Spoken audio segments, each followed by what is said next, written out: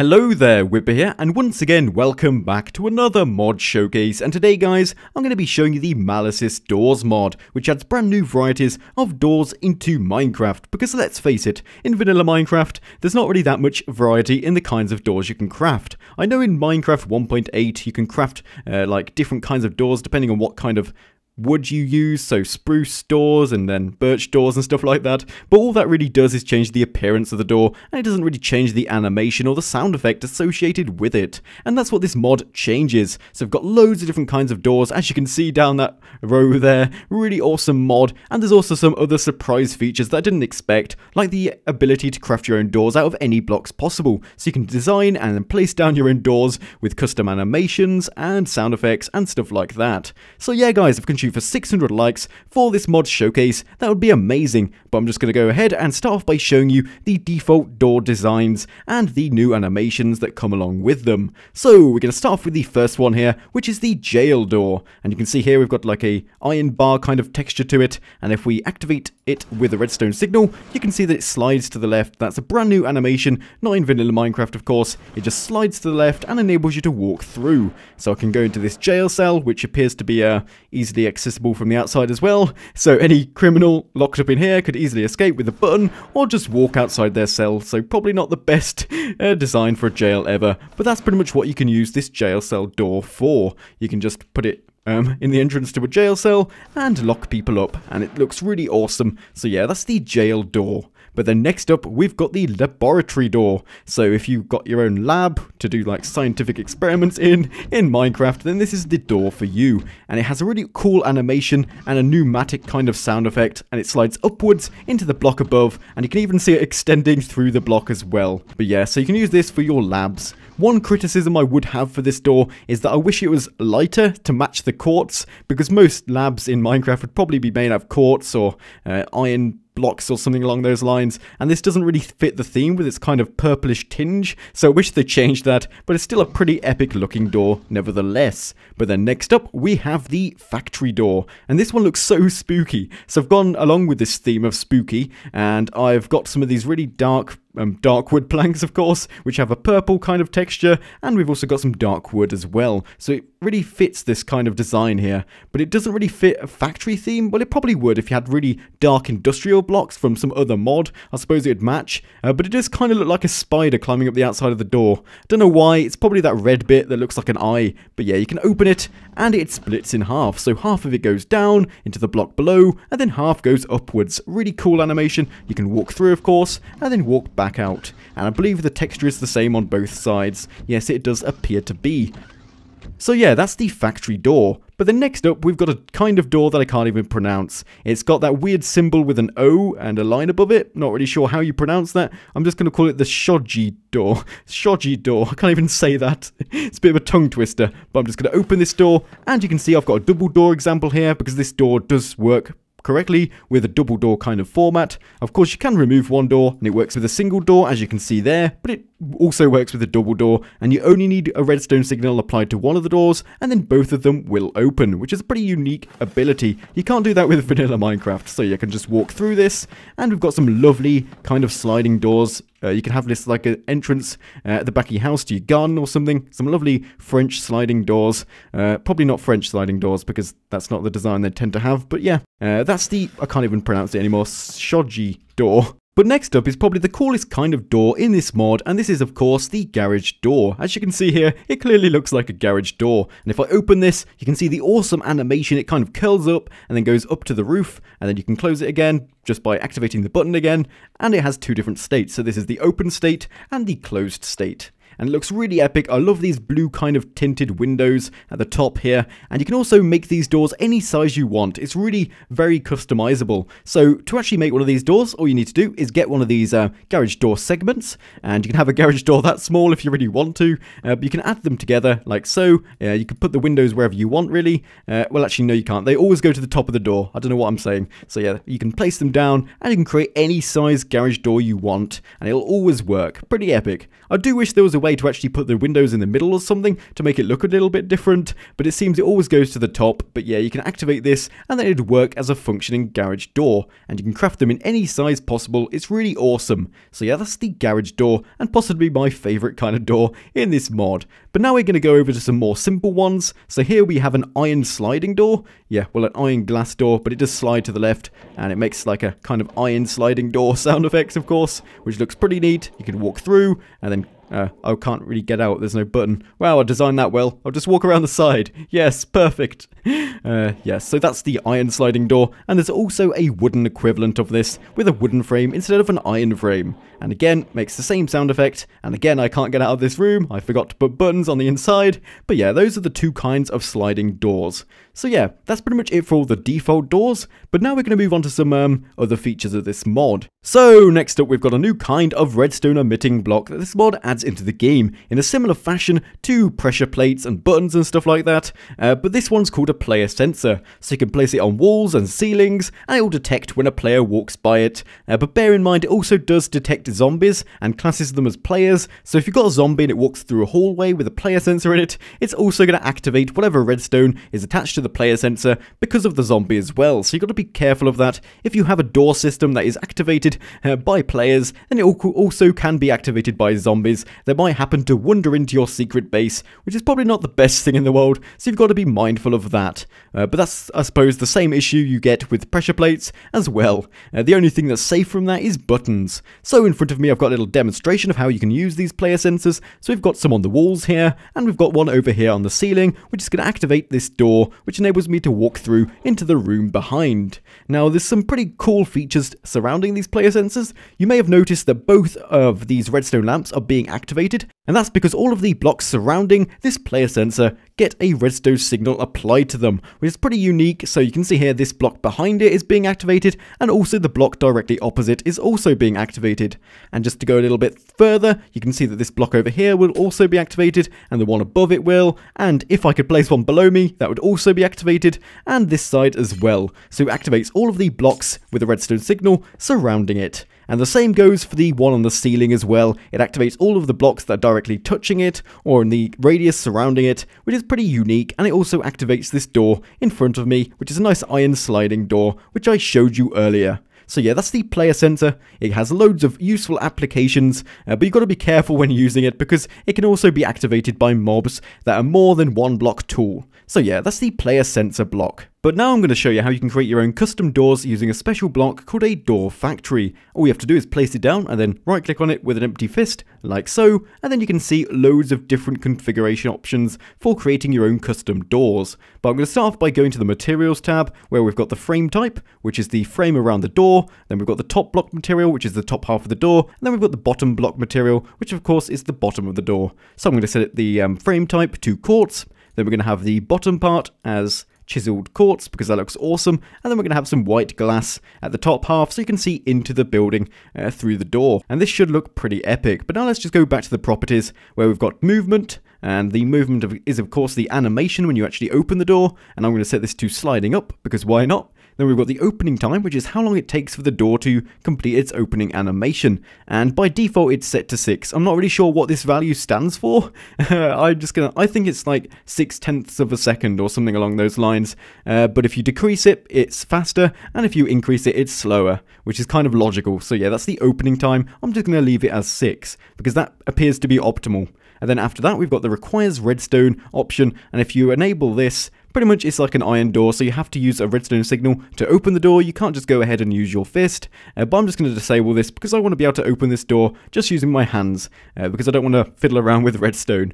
And then we've got a double door option, so if you want this to work as a double door, so if you place two doors next to each other, you can activate both the doors with just one redstone input or one fist or something, then you can enable that, but I'm not going to be doing that. And then we've got finally the sound type, which is the sound it makes once you open this door, and I'm going to set this to to pneumatic door because I just love that sound effect of pistons working and stuff. It just sounds so awesome. But then once you've done all of these configuration options, you just go ahead and press build door, and then it creates your own custom door, which is, yeah, called custom door. It's a shame you can't really define what you want the door to be called. Like, you could call it like quartz door or something. I suppose you could rename them in an anvil, but yeah, that's how it works. And then you've got a list of different properties that the door has. So you can see the animation is listed there, as well as the 3 different blocks that the door is comprised of. But I'm just going to get this door, and then I'm going to place it down and see what it looks like. So I should be able to just open it with my fist, since I had that redstone option disabled. And yes, there we go, it's just sliding up, and then sliding down once I right click on it again. It looks really weird with no blocks supporting it though, have you noticed that? Because it just looks like it's flying up into the sky. Goodbye door, you're just going to fly up into space. It looks pretty ridiculous, but yeah, that's pretty much how you can create your own custom doors. But now I'm going to go through all of the different animations that you can actually apply to a door. So if I just open this, you can see if I go to the properties tab and then the movement tab, well, the movement option, you can see we've got a whole list here of different animations. So first up, we have the rotating animation. So if I just press the button here, you can see it's just like a normal door with just like a prolonged opening animation. And then we've got the rotating up and down, which looks a little bit like that. Pretty neat. Then we've got the rotating and sliding, like so. Then we've got sliding up and down. And then we've got sliding 4 ways. It's sliding in 4 directions. Well, it's 2 directions when it opens and then 2 more once it closes. So I suppose it is 4 ways. Then we've got sliding to the side, which is like a sliding door, like those iron sliding doors I showed you earlier. And then we've got rotating and replacing. I'm not really sure where the replacing comes in on that one, but that's what it's called. Then we've got the rotating 4 ways. So it just goes inwards in different ways. And then we've got the vault, which for some reason just spins up and then the bottom half spins down. Really weird one. And then we've got sliding up, which I showed you earlier. And then we've got the rotating around as the final door animation. So yeah, those are all the different door animations that you can apply to your custom doors. Pretty neat, and I love some of them. I really like the vault one because it just looks so ridiculous, and also the sliding up one and the sliding to the side one, horizontal sliding one. But you've probably noticed over this other side, we've got some really interesting looking doors with like animated textures on of things you've probably seen before in Minecraft, like the nether portal kind of texture. And then we've got water texture and the lava texture, and also fire as well. And I'm just going to go ahead and show you how you can accomplish these now. So you can see on the signs above, I've said nether portal door, and then in brackets, I've set the actual item you need to use to achieve this effect. So in this case, to actually create a nether portal effect on your door, you just put in the top half or the bottom half a ender pearl, and I'll just give you a demonstration of this now. So if we go to materials and place in some quartz, and then put a pearl in the top block, and then, I don't know, water in the bottom block, we should build a door, and then when we place down this door, we've got a nether portal at the top half, and then water at the bottom half.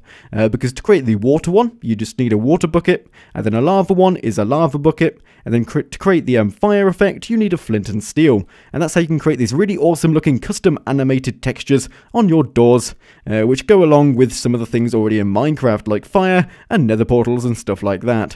But now let's just go along to some really weird test doors I made. We've got like a sapling door here. You can actually use saplings as an item in the door frame. Really ridiculous. And then we've got a really garish looking door, which is a gold and emerald door. And when I open this, of course, just the same like opening animation. But it looks really ridiculous. I mean, when would you ever use such a door? It looks ridiculous. I don't want one of those in my house. It looks so garish. But then we've got an ore door. One does not simply walk into ore door. Okay, that was really awful. But you can see there we've got like a diamond ore texture and then iron ore texture, which you can't really see as the frame there. But then finally I wanted to show you the differences in the door opening speeds if you set the door opening speed to a different value. So this is the fastest possible door opening speed, so the animation is going to play super fast. In fact, it's so fast you can't even see it happening. That's pretty much just like a normal door opening. And then we've got the super slow version, which of course you need to use with a lever, and I'll show you why in a bit. But if I just use the lever, you can see it opens super slowly. It takes quite a while for the door to open. And then I can just flick it again to actually close the door. It looks pretty neat. But now I'm going to show you why it's necessary for you to use a lever instead of a button. Because if I use a button, the button stops applying the signal to the door before the animation is completed, and therefore the door shuts straight away. And you can't, well, you can walk through it even when the animation hasn't completed. But yeah, it's not the optimal setup, so I suppose you should use a lever if you want a really slow door opening animation. If you really like waiting for doors to open your whole life, this is probably the one for you. So yeah, those are all the different custom doors, and that's pretty much all I'm going to show you. You can download this mod and mess around with it yourself to see some other awesome looking custom doors. But next up, I'm going to be showing you a really peculiar item called a block mixer. And pretty much the concept of this block is you put in 2 different blocks and it combines the textures of both of those blocks into one singular aesthetic block. All of the properties of the previous blocks will be removed, and all you will end up with is a block which is aesthetic only and is a mixture of the 2 different textures. So just as an example here, you can see we've got a mixture between diamond ore and redstone ore, and it looks really ridiculous. We've got diamond blue ore on this side and the redstone ore on this side, and then we've got like a mixture of the 2 in the center. It looks really neat. And bear in mind, if you are in survival mode, let me just get myself a diamond pickaxe, and then I mine up this block like so, and then pick it up and hover over it. You can see it's called a mixed block, and it has the properties of diamond ore and redstone ore. But bear in mind, you can't put this in a furnace and obtain both diamond and redstone ore. Once the block has been made, the change is irreversible. You can't get back your diamond ore or redstone ore, and it's lost forever. So bear that in mind. Don't waste all of your really precious blocks merging them with other blocks, because you'll never get the originals back. So yeah, I'm just going to place this down again, because otherwise my OCD is really going to annoy me there. But I've got some other demonstrations here of how I've used this mixer block to create some really interesting looking blocks. So let's just go back into creative. So I've got this block here, which is a mixture between obsidian and a nether portal. And you can see here there's a smooth transition between the obsidian texture and then the animated texture of the nether portal, and it looks so cool. And over here we've got like a combination between a block of gold and a block of emerald, and it's got like a really weird gradient between the green and the yellow, and it looks really neat overall. And if you're wondering what this top block is, it's a mixture between an actual block from another mod, which is Biomes of Plenty, called Polished Shale, and then a cobweb as well. And overall, it's just really cool to mess around with this block mixer block mixer block. So what I'm going to do now is show you how it works. So if we just right click on this block mixer block, once it's placed down, you can see we've got 2 boxes on the outside, and this is where you place your own blocks. So I'm just going to put in a piston and a sponge to hopefully create a sponge piston. And once you've placed in the blocks, you don't need any fuel, it just automatically combines them. And now what we've got is a mixed block, which is a combination between a piston and a sponge. And I mean, look at that, it's a sponge piston. Of course, it's lost all of its original properties, so this piston won't extend or anything. It's just an aesthetic block at this point, but it still looks pretty ridiculous, and it's really cool for decorating. If you want really smooth transitions between 2 different materials in your building, this is just the perfect thing for you, because it creates a gradient between the 2 different materials, and it looks really epic. So next up, I'm going to be showing you the final item in this mod, and it is called the Vanishing Frame. And pretty much the concept of this block is it's a block that's like a frame, and you can camouflage it with whatever block you want to make it look like whatever block you want. So I can go up to this wooden vanishing frame here, and then right click with some iron, and it'll change it to look like an iron block. But that's not where its functionality ends, because of course if you wanted something to look like an iron block, you'd just place down an iron block. I mean, that's not too hard to understand. But pretty much the idea behind these vanishing frames is that you can activate them with redstone to make them disappear on command. So you can see here I've got a lever, and when I activate this lever, all of these blocks are going to disappear. And this is where it gets a little bit more complicated, because there's 4 different kinds of vanishing frame items. We've got the wooden one, we've got the iron one, the gold one, and then the diamond one, and they all have slightly different functionality. Possibly the most different one is the diamond one, but we'll get onto that finally. So I'm going to start off with the wooden one, and pretty much with the wooden one, if you've got other vanishing blocks connected to the vanishing block that is being powered, then they're also going to vanish in turn with the redstone signal. So you can see all of these are connected, and they're all going to disappear. In the wooden frames case, it doesn't matter what they're disguised as, they're all just going to disappear if they're connected to each other. But now I'm going to move on to one which is slightly different, and that is the iron vanishing frame. And this one, all of the materials that all of the vanishing frames are disguised as have to be the same for them all to disappear when they're connected. So you can see here, if I activate this, these are all going to disappear because they're all sharing the same material. But if I was to change this one over here to, I don't know, let's change it to cobblestone and then activate the lever, you can see this one is left untouched. It's not vanishing because it's a different material to the blocks that are neighbouring it. So that's very important, and that's the slight difference between the iron one and the wooden one. I'm not sure why you'd want to use this one and not just that one, unless you have a really specific function and use for this and you don't want people messing around with it or something. You always want it to be one block. and you don't want people to change it. I suppose that could be a reason, but that's pretty much how these work. Now I'm just going to place these down again.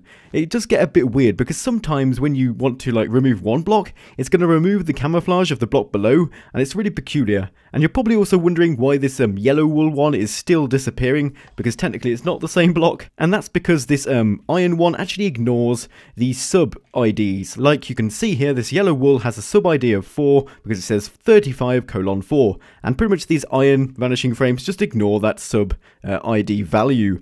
But now we're going to move on to one that doesn't, and that is the gold vanishing frame. And this one, you can see when I activate this, the yellow wool is left there and it hasn't vanished, and that's because this one does take that sub ID into account. So it has to be exactly the same block. If it's got a different sub ID, then it's not going to make it vanish. And then finally, we're going to move on to the most complicated one, which is the diamond vanishing frame. And pretty much this one has so many configuration options to do with these, and all you have to do to access these configuration options is right click on any of these blocks like so, and then you get a whole host of different options in this new GUI. You can see here we've got the direction, and pretty much this means what direction you want this block to transfer its invisibility to. So you can see here it's going to make the blocks above it, below it, north, south, west, east, all invisible along with it when it has a redstone current applied to it. And you can also set the delay, and that's how long it takes for the block to disappear. So you can set this higher, so you can set this to 100, and they're all going to disappear really slowly. And you've also got this block selector here, so you can change the block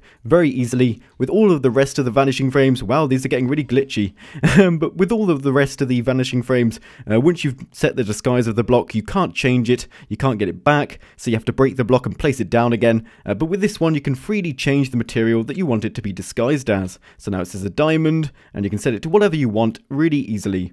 And then you've got the duration, which is how long the animation plays for, I believe. And, oh yeah, I forgot to really specify this. The delay is how long it will take for the invisibility to be transmitted upwards or whatever direction, and the duration is how long the animation lasts. We've got one final item that you can change, and that is the inversed functionality. And I'm going to set the inversed thing for all of these and see what happens. So I'm just going to activate this now, and then pull the lever again, and you can see this one disappears when all of these appear, and then when I activate it again, this one appears when the rest of them disappear. And this is a very glitchy mod. As you can see, that one for some reason has just magically appeared. Sorry about that, it's just a really glitchy mod.